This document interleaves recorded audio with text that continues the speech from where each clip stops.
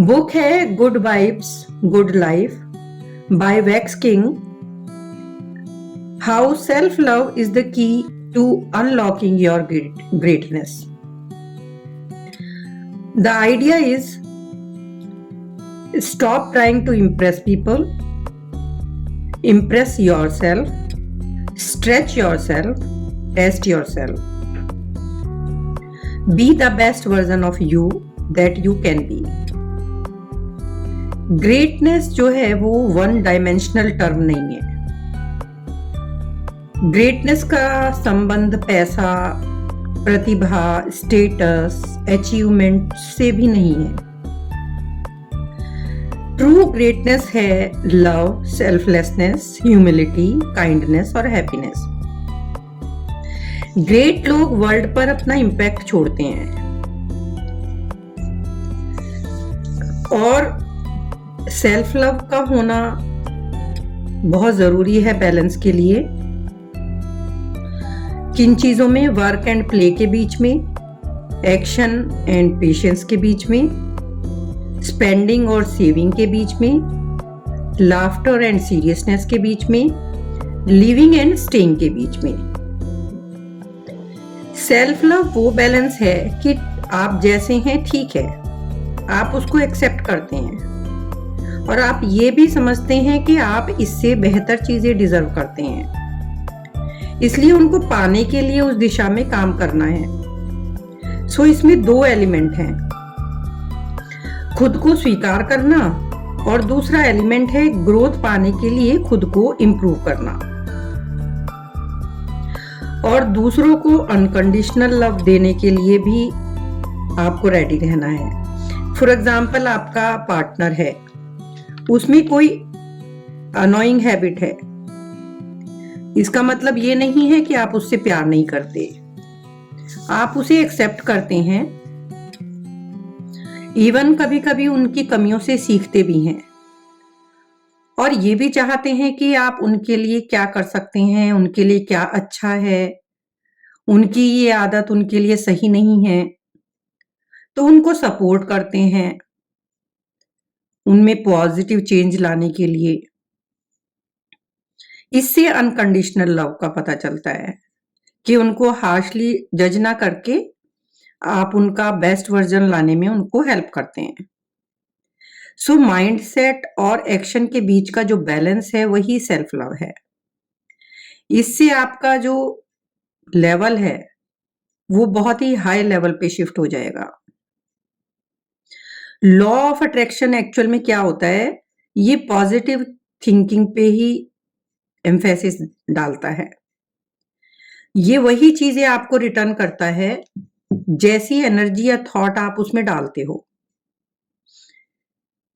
तो अपना फील करने का, सोचने का, बोलने का, एक्ट करने का तरीका बदल दीजिए, आप अपनी दुनिया को बदल देंगे। जो भी चीजें आपको चाहिए वो आपको अपनी डिजायर के साथ एनर्जेटिक हार्मनी उसमें बनानी पड़ेगी। आई मीन आपके थॉट, इमोशंस, वर्ड्स, एक्शंस सभी अलाइन होने चाहिए जो भी आप चाहते हैं उसके साथ में। और ये पता कैसे चलेगा कि आपके जो इमोशंस हैं वो कैसे हैं या आपकी वाइब्रेशंस कैसी हैं?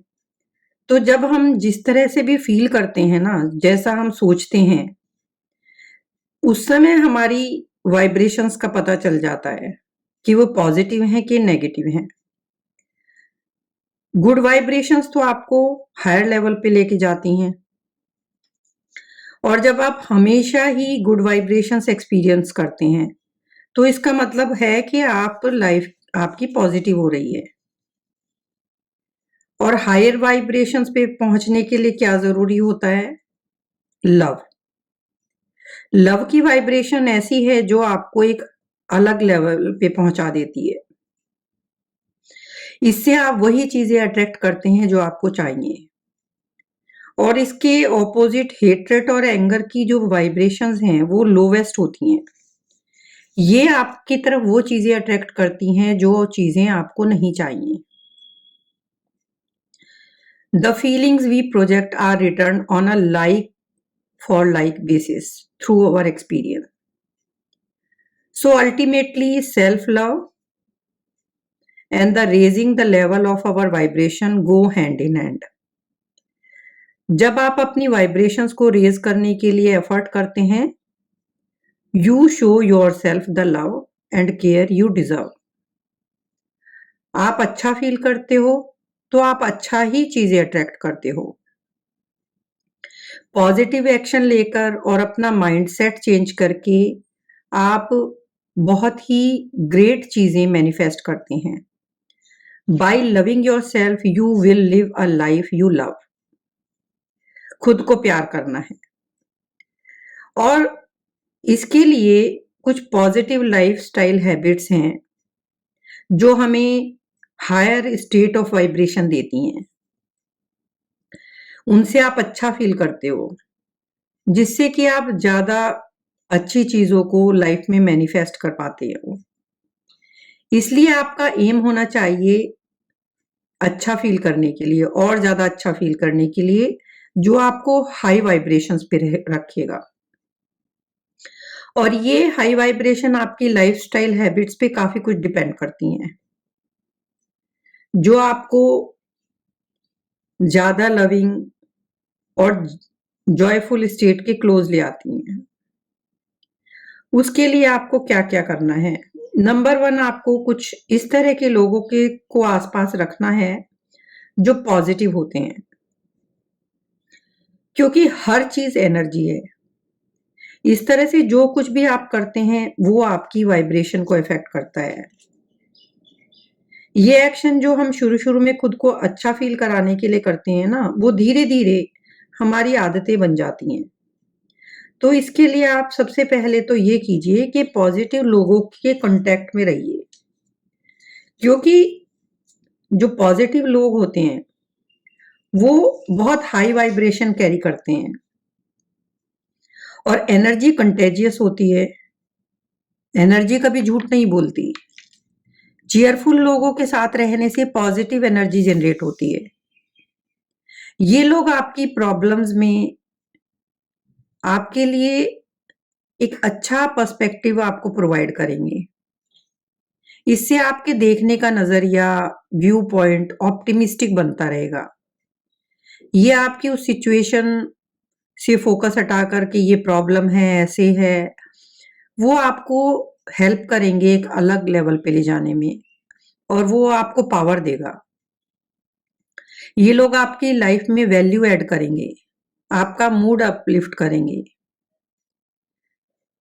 वाइब्रेशन का ये भी लॉ है कि हम जिस फ्रीक्वेंसी पे होते हैं हम उसी तरह के लोगों को अट्रैक्ट करते हैं. तो जब हमारी फ्रीक्वेंसी बढ़ेगी तो इस तरह से हमारे कांटेक्ट में और ज्यादा पॉजिटिव लोग आने लगेंगे. दूसरा आपको करना है, अपनी बॉडी लैंग्वेज को चेंज करना है. देखिए, ये बहुत सिंपल सा लगता है. इनफैक्ट हमारी जो बॉडी है और फिजियोलॉजी है, ये हमारे थॉट और फीलिंग को अफेक्ट कर सकती है. यानी हम अपनी बाहरी स्टेट को बदल के अपनी इनर स्टेट को भी चेंज कर पाते हैं. जैसे आप उदास होते हैं तो उस समय हंसना या स्माइल करना बहुत मुश्किल लगता है, लेकिन फिर भी यदि आप बिना कारण भी स्माइल करें तो शायद उस समय ये लगेगा कि ये फेक स्माइल है.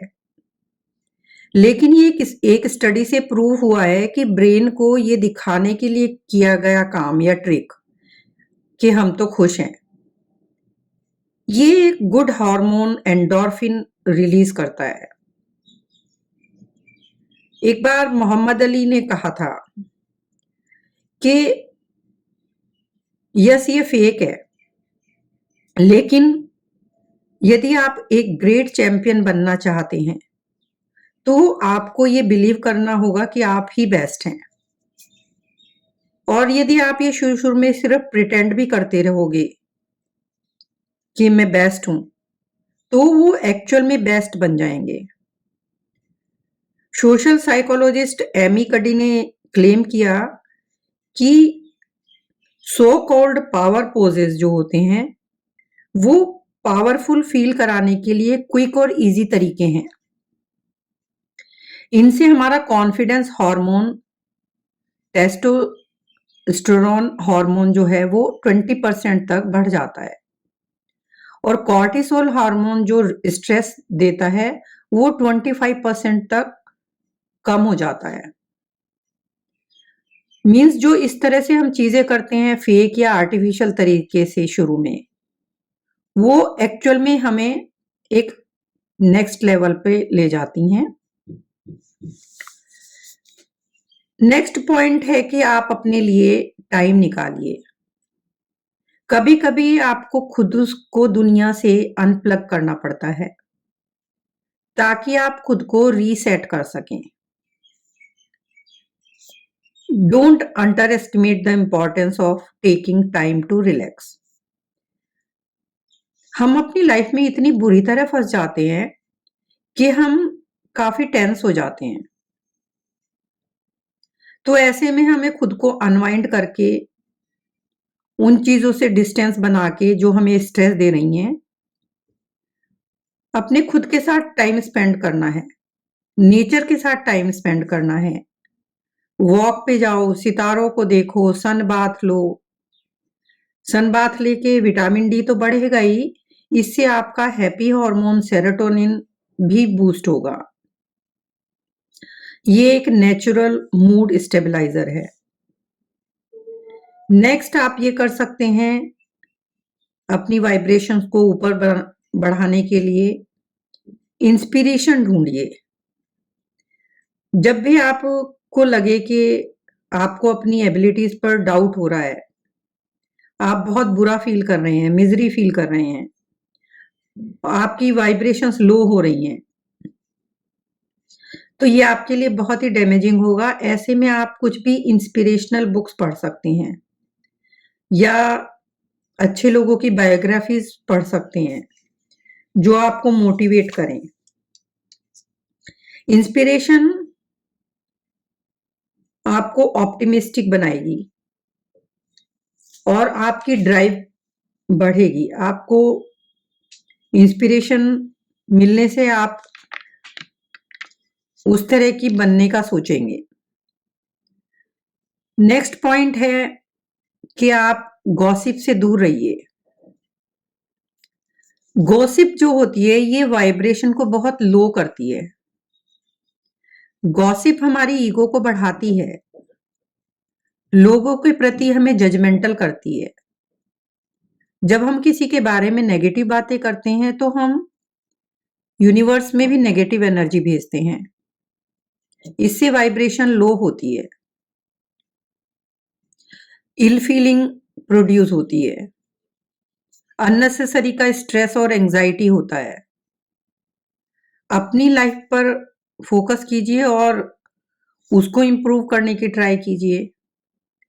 टाइम इतना कीमती है, उसको वाइजली इन्वेस्ट करके अपनी लाइफ में कुछ ग्रेट करिए। ईगो क्या है? ईगो तो हमेशा बड़ा दिखना चाहती है, इंस्टेंट ग्रेटिफिकेशन चाहती है, पावरफुल बनना चाहती है, लोगों को इम्प्रेस करना चाहती है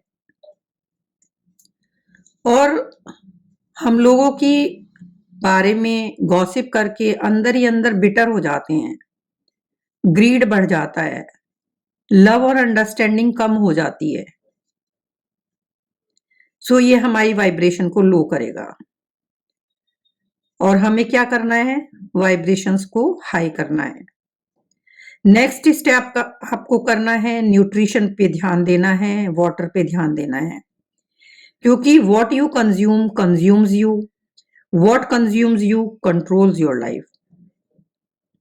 जो भी आप खाते हैं या पीते हैं वो आपकी वाइब्रेशंस को अफेक्ट करता है। जिस तरह का खाना खाकर आप स्लीपी या स्लगिश फील करें तो सोचिए वो खाना आपको एनर्जी देगा, वाइब्रेशन देगा या आपकी एनर्जी को लो करेगा। फूड की 4 कैटेगरी बताई गई हैं। हाई वाइब्रेशन फूड होते हैं fresh fruits, fresh vegetables, whole grains, almond, hazelnut, sunflower seeds, soya and coconut. Low vibration foods हैं boiled vegetables, milk, butter, egg, honey, cooked fish, peanut oil, sugar cane and wine. Very low vibration food हैं cooked meat, sausage, coffee, tea, chocolate, jams, processed cheese and white bread. और जिनमें कोई भी vibration नहीं होती, no angstroms, वो है alcohol, refined sugar और ब्लीच्ड फ्लोर। वाटर भी हमारी बॉडी में बहुत अच्छा काम करता है टॉक्सिन्स को फ्लश आउट करने में, बॉडी को हाइड्रेट रखने में। तो फिल्टर्ड साफ पानी पीजिए, इसको अपना प्राइमरी सोर्स बनाइए फ्लूइड के लिए। अल्कोहल आपको प्लेजर दे सकता है, लेकिन ये आपके लिए काफी हार्मफुल हो सकता है और इवन डेथ तक हो सकती है लिवर डैमेज से। और अल्कोहल आपकी डिसीजन मेकिंग पावर को भी कम करता है। नेक्स्ट इसमें है हमेशा ग्रेटिट्यूड में रहना सीखिए। थैंकफुल रहने से आप अपनी ग्रेटिट्यूड वाली पावर को बढ़ाइए। सिंपल और पावरफुल हैबिट है ये। अपनी ब्लेसिंग्स काउंट कीजिए, अपने आसपास की चीजों में अच्छाई ढूंढिए। आप देखेंगे कि अचानक ही लाइफ में बहुत ब्राइटनेस बढ़ने लगी है, लाइफ में आप अच्छा फील करने लगे हैं। उन चीजों पर फोकस कीजिए जो भगवान ने आपको दी हैं, आप हैप्पी फील करेंगे। जैसे कि आप को भगवान ने एजुकेशन दी, जबकि काफी लोग तो ऐसे हैं जो स्कूल तक नहीं जा पाते। आप अपने मोटापे के लिए मत रोइए, उन लोगों से पूछिए जिनको खाने को भी कुछ नहीं मिलता। आप कंप्लेन करते हैं घर की सफाई करनी पड़ती है, उनसे पूछिए जिनके पास रहने को घर भी नहीं है। तो ग्रेटिट्यूड आते ही आपकी एनर्जी बढ़ेगी और आप मैग्नेट की तरह से काम करने लगोगे। कभी अपने से कम फॉर्चुनेट लोगों के बारे में सोच कर देखिए। हमेशा थैंक्स दीजिए, इससे आपकी फीलिंग्स और इमोशंस स्ट्रोंग होंगी। The more you count your blessings, the more blessings you will have to count. Fears पर एनर्जी फोकस ना करके सॉल्यूशंस पर फोकस कीजिए। नेक्स्ट है इसमें आप अपनी इमोशंस की स्टडी कीजिए। हमारे जो डोमिनेंट थॉट है, हमारे इमोशंस को वो इन्फ्लुएंस करते हैं। हमारे थॉट्स बताते हैं कि हम कैसा फील करते हैं। एक्चुअल में प्रॉब्लम शुरू होती है, हम सोचते हैं कि हम पॉजिटिव थिंकिंग करते हैं और हम पॉजिटिव थिंकर बनने की कोशिश करते हैं, तो हम क्या करते हैं ये भूल जाते हैं कि हमें उन थॉट्स को मैनेज कैसे करना है। हम नेगेटिव थॉट्स को वाइप आउट कर देते हैं, अपनी फीलिंग्स को नंब कर देते हैं। हम सोचते हैं हम पॉजिटिव की तरफ जा रहे हैं, इस तरह से हम पॉजिटिव बन जाएंगे, बट ये अक्सर इनफेक्टिव होता है, क्योंकि ऐसा करके आप ये सोच रहे हैं कि जो चीजें आपके साथ हो रही हैं वो ओके हैं, जबकि आपकी ट्रू फीलिंग्स आपको सच्चाई बता रही हैं। आप उनको दबा रहे हैं और जो रिप्रेस्ड फीलिंग्स हैं वो टॉक्सिक बन जाती हैं आपके सिस्टम के अंदर और इवेंचुअली वो आपको नुकसान पहुंचाती हैं। जैसे कोई विचार आपको परेशान करता है और आपने उसको दबा के रखा हुआ है, वो दोबारा आएगा जब सेम उसी तरह की सिचुएशन या सॉल्यूशन प्रॉब्लम आपके सामने आएगी, उस समय वो आपकी वाइब्रेशन को लो कर देगा। आपकी मेंटल हेल्थ डैमेज होगी और फिजिकल हेल्थ भी। और आप अपने आसपास के लोगों के साथ भी गलत व्यवहार करेंगे, लोनली फील करेंगे, मिजरी फील करेंगे। तो ignoring negative emotions is like keeping poison in your system. Learn to understand everything that you feel. जो चीजें आप फील कर रहे हैं उनको समझना सीखिए।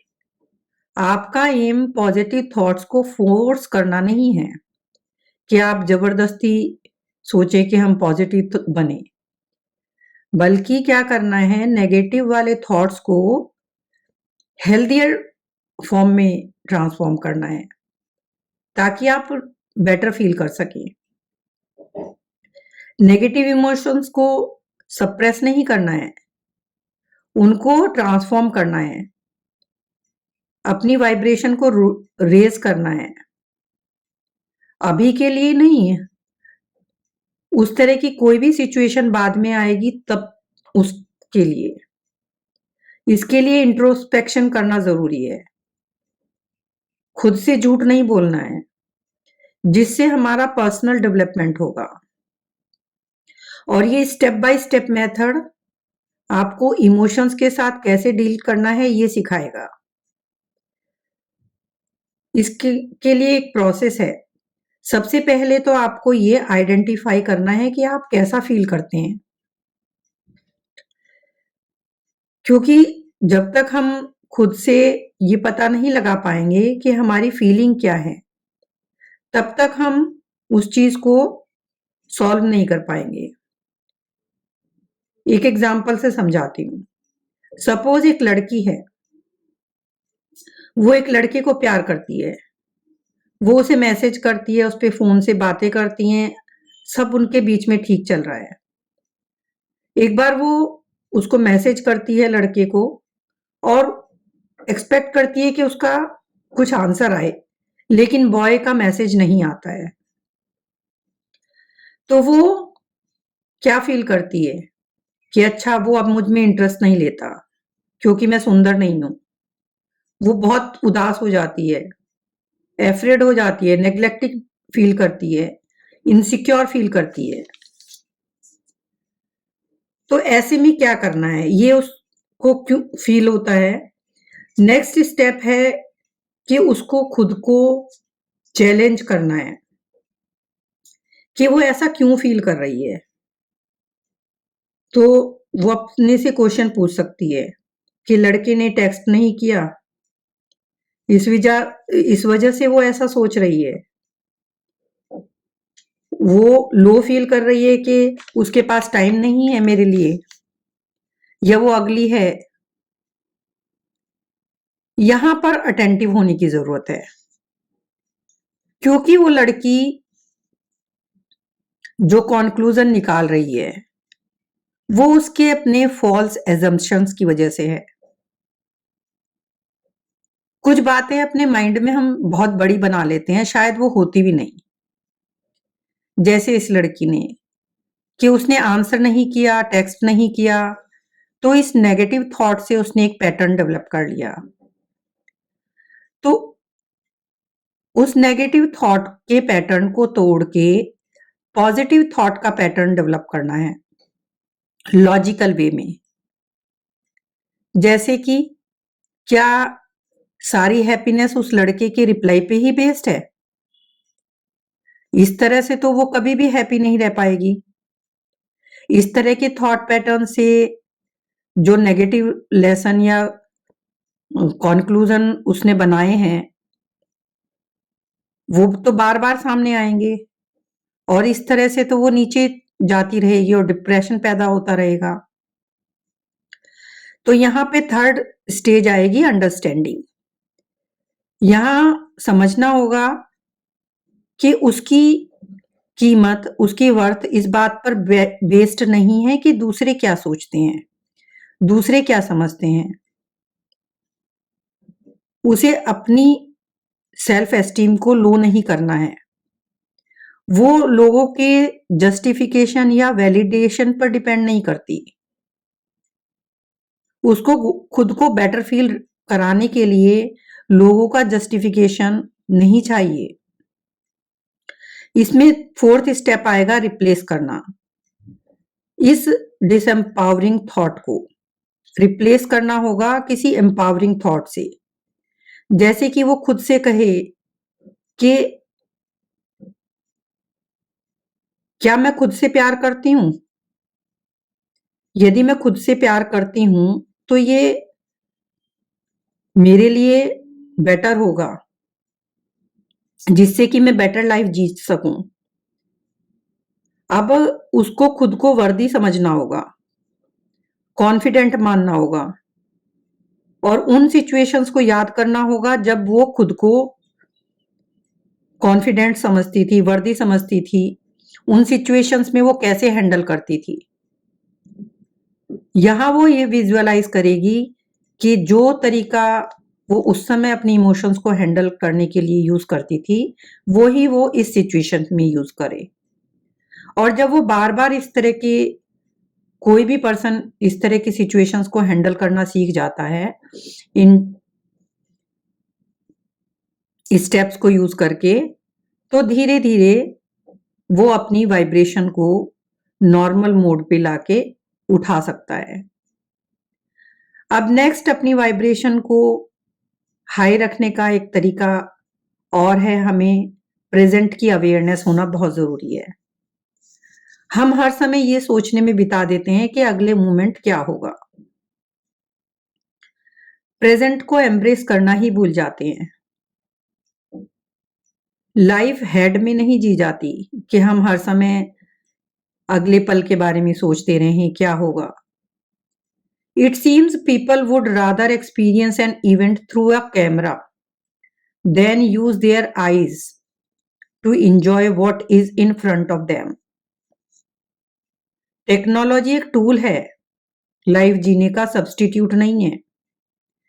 प्रेजेंट में रहना आना बहुत जरूरी है।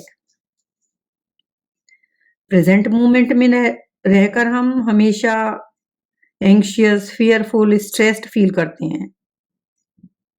चिंताएं हमें घेर लेती हैं क्योंकि हम हमेशा कहीं और ही होते हैं, कभी पास्ट में, कभी फ्यूचर में। हम अपने लोगों को इग्नोर करते हैं जो हमारे साथ हैं, हमारे आसपास हैं। इस वजह से हम डिस्ट्रेस्ड, डिस्कनेक्टेड और लॉस्ट फील करते हैं। हमारी वाइब्रेशन लो हो जाती है।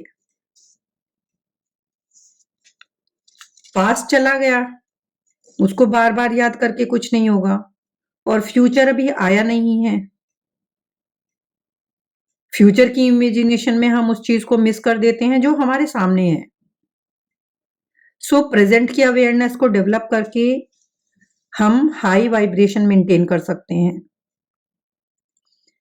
पास्ट के पेन से परेशान नहीं होना है और फ्यूचर के फियर को ज्यादा सोचना नहीं है। और last but not the least meditation है। Meditation eases the resistance that your ego creates. इससे आप काम बनते हैं, पेशेंट बनते हैं, क्लैरिटी आती है। सो इसके लिए सिंपल सा मेथड राइटर बताते हैं। ब्रीथिंग पर फोकस कीजिए, आंखें बंद कीजिए, अपनी सांसों की आवाजों को सुनिए। Bring your awareness to your entire body. Meditation is far from being complicated. सिर्फ अपनी सांसों पर ध्यान केंद्रित करके भी आप मेडिटेट कर सकते हैं, कहीं भी, किसी भी समय। कॉन्शियसनेस जो होती है वो उसमें अवेयरनेस होती है, वही मेडिटेशन है। We die and are reborn with every breath that we take. सांसें, ब्रेथ हमारा वाइटल फोर्स को बढ़ाती हैं, हमारी life energy, mana and prana. We are allowing life force energy to enter every cell of our body so it can vibrate with new life.